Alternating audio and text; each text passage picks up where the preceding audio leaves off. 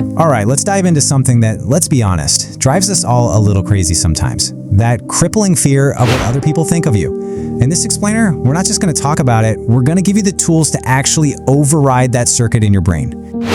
Oh, you know this feeling, don't you? You're finally home, shoes are off, you're in your comfiest clothes, but your brain?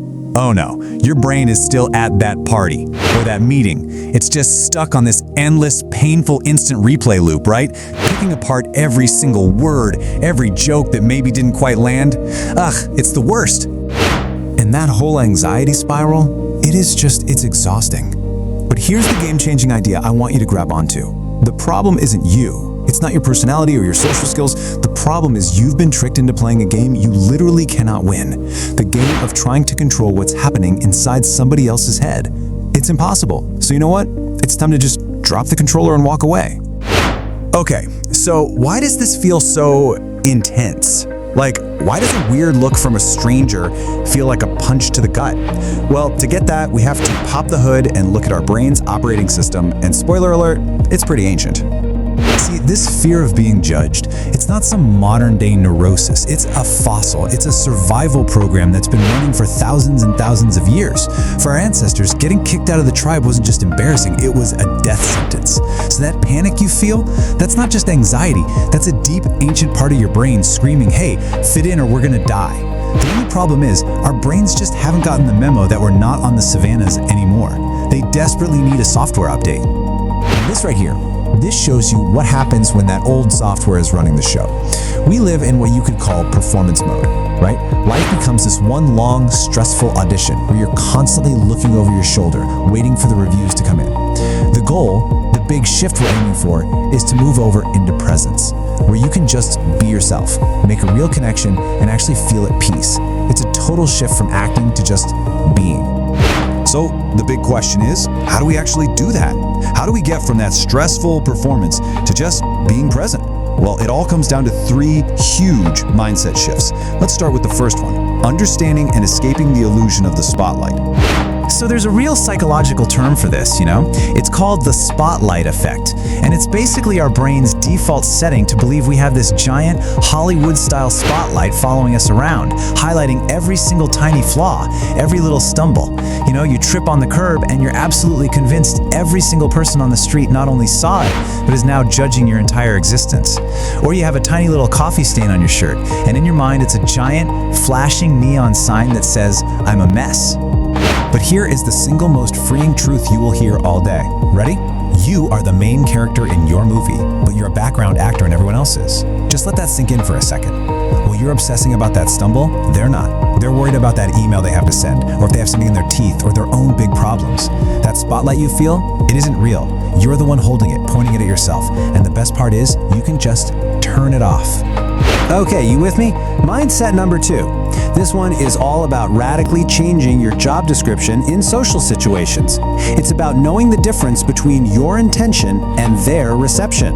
I love how this chart just lays it all out so clearly. Look at the 2 columns, your job and not your job. Your job is to show up with a good intention, to act with integrity, to be honest. That's it.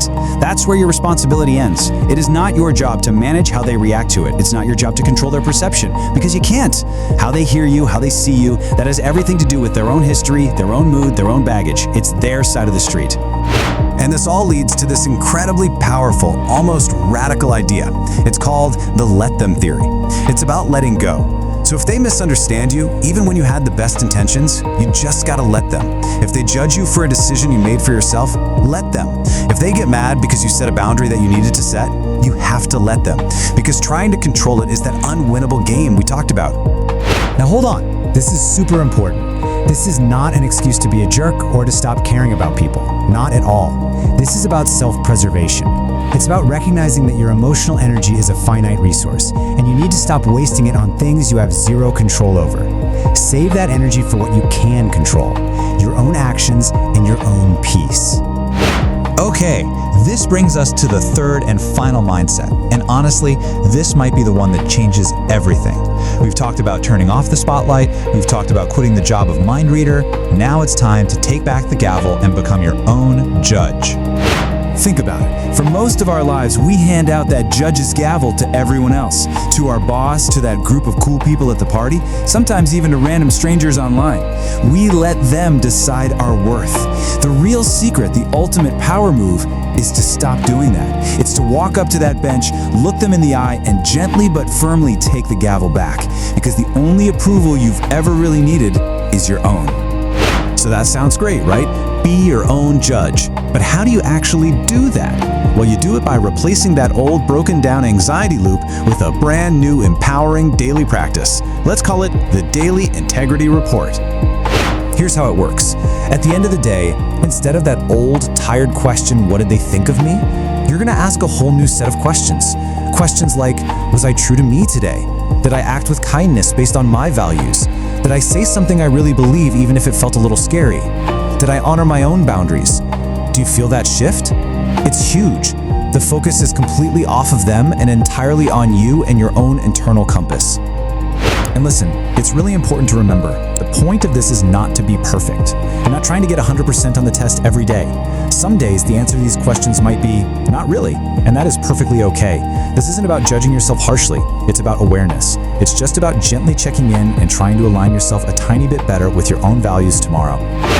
Okay, so we've covered a lot of ground. My challenge to you right now is super simple. You don't have to go out and master all 3 of these mindsets by tomorrow. Just pick one. Just one thing to try.